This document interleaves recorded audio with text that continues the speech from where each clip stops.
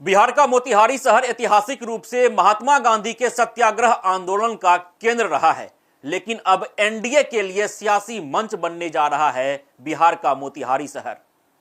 जनता के बीच पकड़ बनाने, जनता के बीच अपनी पैठ बढ़ाने और अपनी ताकत दिखाने के लिए प्रधानमंत्री मोदी 18 जुलाई को मोतिहारी पहुंच रहे हैं। मोतिहारी की बात की जाए, मतलब पूर्वी चंपारण और पश्चिमी चंपारण की बात की जाए तो बिहार विधानसभा चुनाव 2015 और बिहार विधानसभा चुनाव 2020 के अगर आप आंकड़े निकालेंगे तो वो चौंकाने वाले आंकड़े हैं। मैं आपको आगे बताऊंगा कि 15 के चुनाव में और 20 के चुनाव में एनडीए की क्या स्थिति थी, खासकर बीजेपी की क्या स्थिति थी पूर्वी चंपारण और पश्चिमी चंपारण के क्षेत्र में।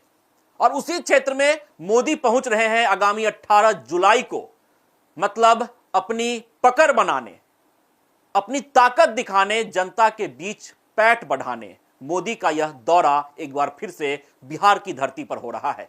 इससे पहले एनडीए के कई बड़े नेता उस क्षेत्र में अपना कार्यक्रम कर चुके हैं, लेकिन प्रधानमंत्री मोदी का मोतिहारी आना अपने आप में खास है। बिहार विधानसभा चुनाव 2025 की घड़ी अब नजदीक आ रही है और चुनाव के मद्देनजर लगातार एनडीए की ओर से तैयारी तेज होती जा रही है। लगातार यह देखा जा रहा है कि एनडीए शीर्ष नेतृत्व का बिहार दौरा अब शुरू हो गया है। बड़े बड़े नेता एनडीए के बिहार दौरे पर आ रहे हैं और इसी कड़ी में प्रधानमंत्री मोदी 18 जुलाई को मोतिहारी आ रहे हैं। खासकर फोकस ओबीसी और अति पिछड़ा वर्ग को साधने पर रहेगा, क्योंकि मुख्यमंत्री नीतीश कुमार की जदयू ने पहले ही जातिगत जनगणना और ओबीसी ईबीसी आरक्षण को बढ़ाने का कार्ड खेला है।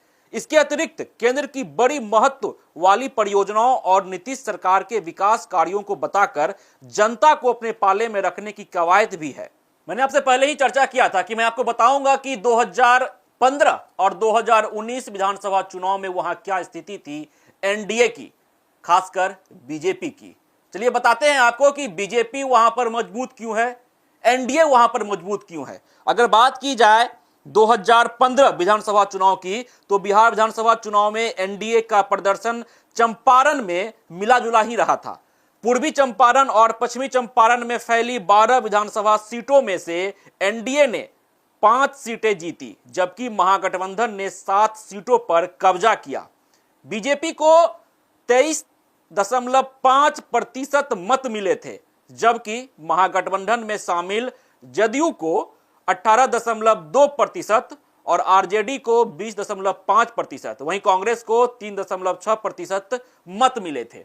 2015 की बात की जाए तो उस वक्त नीतीश कुमार की पार्टी जदयू एनडीए का हिस्सा नहीं थी।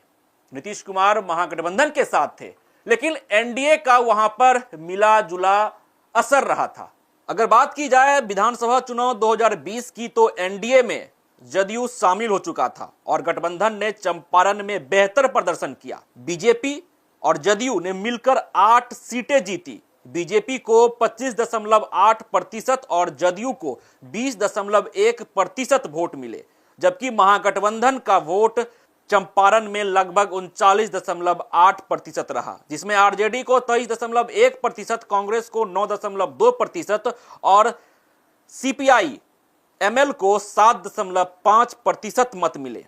मतलब साफ है कि 2015 की अगर बात की जाए, जब नीतीश कुमार एनडीए गठबंधन का हिस्सा नहीं थे, उस वक्त वहां पर बीजेपी कमजोर दिखी। वहीं अगर बात 2020 विधानसभा चुनाव की जाए, जिस समय नीतीश कुमार एनडीए का हिस्सा थे, उस वक्त वहां पर एनडीए का प्रदर्शन बेहतर रहा।